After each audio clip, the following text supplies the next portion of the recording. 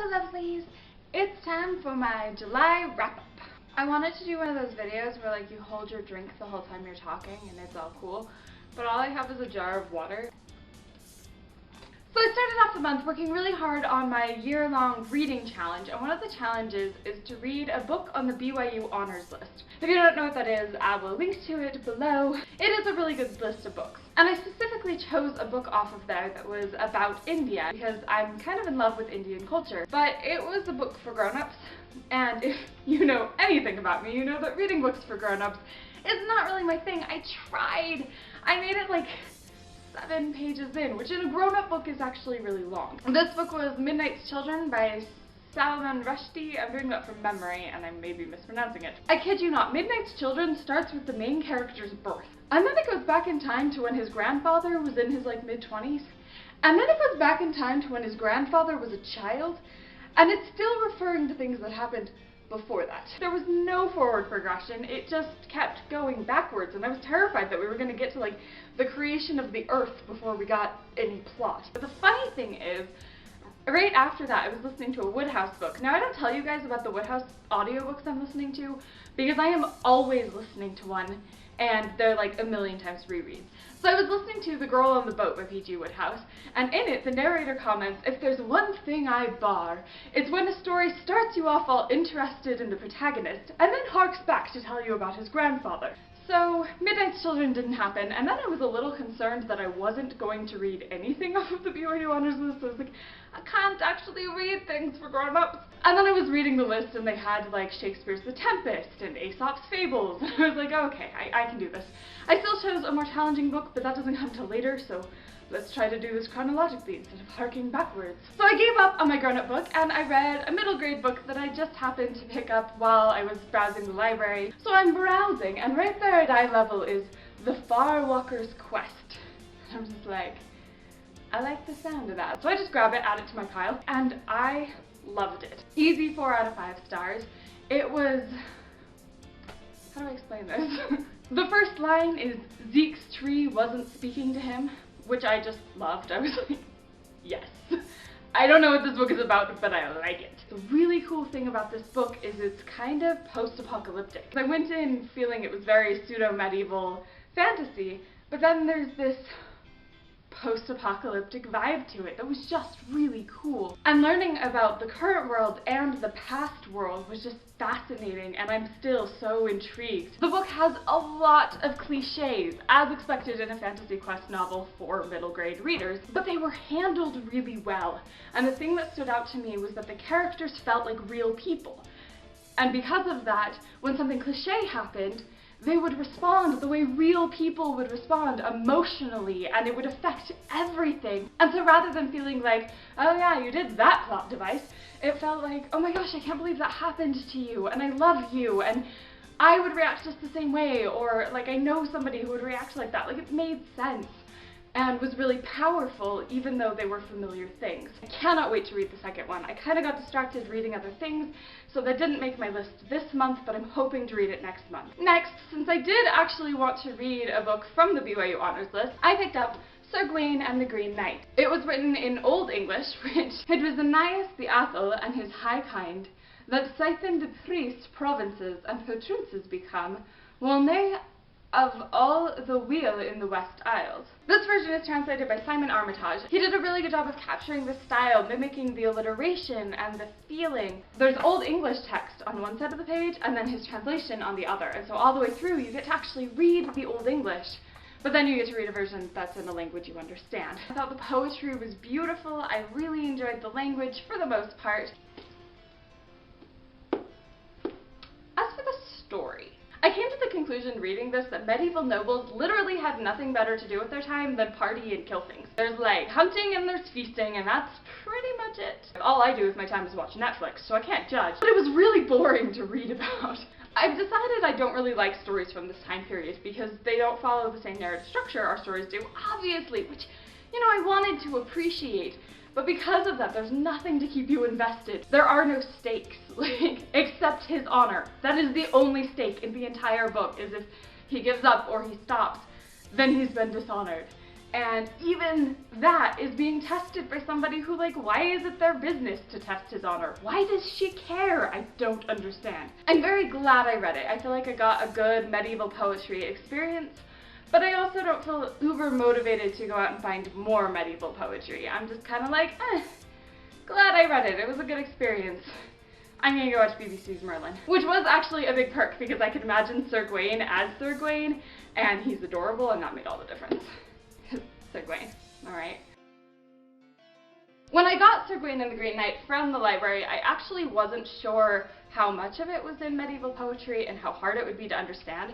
So I got 2 picture book versions so I could read like the basic plot and have an idea. I didn't read these before I read that one because I opened that one and was like, oh, I can understand this, it's all good.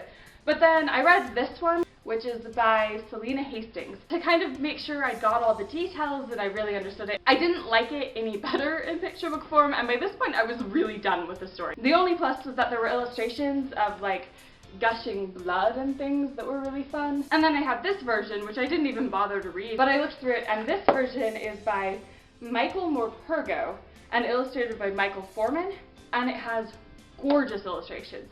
The one on the cover is Sir Gawain killing a dragon, which honestly I would have really liked if the story had focused on that a little more because it was awesome. Seriously, these lessons. Here we go, here's a hunt. I think this one was better than the other picture book I read, but it was also a lot longer, and I didn't want to read the story again, I really didn't. Okay, we're done with Sir Gawain. I did not read anything else about Sir Gawain this month, although I did watch a lot of BBC Merlin.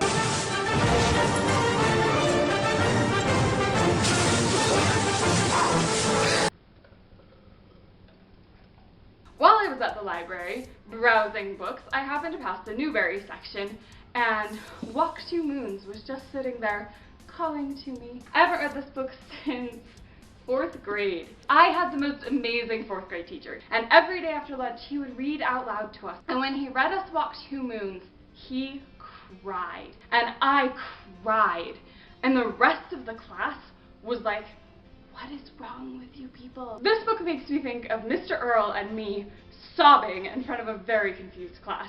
I love Sharon Creech. Her prose is poetry. It's absolutely delicious. Rereading this, I loved it just as much as I did in 4th grade. I cried just as hard. So I was reading reviews on Goodreads about this book, and one of the negative reviews was saying I didn't relate to the main character at all, and that made it hard to read. I didn't really relate to Sal either, and that was why I loved it. I felt like Sharon Creech did an amazing job of dropping you in Sal's skin and making you go through something that maybe you don't relate to. And to me, that's one of the things that makes reading so wonderful, is you get to live in someone else's skin and learn that you can cry for something that you don't relate to at all. You can cry for somebody else. It's an amazing human experience. Also, although it is very sad, I have said that I cried, and it's about a girl whose mother left her, and there's a lot of sadness. There's also a lot of cute things, there's a lot of funny things. It's very life wrapped up in this little book. I didn't feel like it was emotionally blackmailing. I felt like it was sad when it needed to be sad, but not for the sake of being sad. I gave it 4 out of 5 stars. I love this book, and it counted for my reading challenge, a book that made you cry. Check. About 1 million years ago, Josh Bookdragon lent me the Ramona Quimby books by Beverly Cleary, and they have been sitting on my shelf begging to be read, but I've been procrastinating. But I finally decided that this would be the month that I binge read them. So I read Beezus and Ramona the Pest, and these books are amazing. What I cannot figure out is how Beverly Cleary understands ages so well. She just gets childhood and the difference between a 4-year-old and a 5-year-old. Like, she gets it. And having tried to write children, I know how hard it is. So I'm just blown away. I took a break from my Ramona reading because the Novel Alliance book group meets at the end of the month, and I had to read our book group book, which was The Iron Trial by Holly Block and Cassandra Clare. Gave this one 3 out of 5 stars. It wasn't great, but I liked it, and I'm really glad I pushed through the beginning. And of course, I continued my Ramona binge reading. I read Ramona the Brave, Ramona and Her Father, and Ramona and Her Mother. These 2 actually made me cry. And I cry in everything, so that's not like a big deal, but they're just really emotional. Seeing the world of grown-ups through the eyes of like a 7-8-year-old worked really effectively. And I really love these books. They are my childhood, and I'm really enjoying rereading. Really looking forward to finishing the series. these books are just classics for good reason. And then, I'm not sure this really counts, but I wanted to talk about it. I have been reading the Peanuts series. This is actually the second one I've read. Somebody else at my library is reading them, so I'm not sure I'm reading them in order. Like, I think I might have missed one. Curse you, whoever's also reading them! I love Peanuts. I find them really funny, so it's been a really cool experience to read through these. I just kind of read it throughout the month.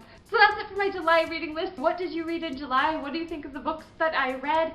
Let me know, and let me know if you're doing Booktubeathon next week. I am so stoked. If you haven't already, please check out my TBR list. Which is already inaccurate because I accidentally read some of the books that I said I was going to read. I'm not very good at this. But that's it. Thanks for watching, and I will see you in Booktubeathon. Pow, let's just do this. Yeah! Yeah. I guess drinking out of a jar is hipster, or was hipster. I was doing it before the hipsters were doing it, and then the hipsters started doing it, but now I think it's not cool. So I started off the month working really hard on my, thing. Woodhouse, do you understand me? Scythen the Seg and the assault was seized at Troy. The Burg brightened and brent to bronze and asks, the talk that this tram of treason there wrought was tried for his treachery, the truest on earth. It was Aeneas the Athel and his high kind that Scythen the priest provinces and patronses become, while nay of all the weal in the West Isles. Fro rich Romulus to Rome, riches him swithe, with great bobbins that Burg he bides upon first, and Nevins hit his own nome as hit no hat.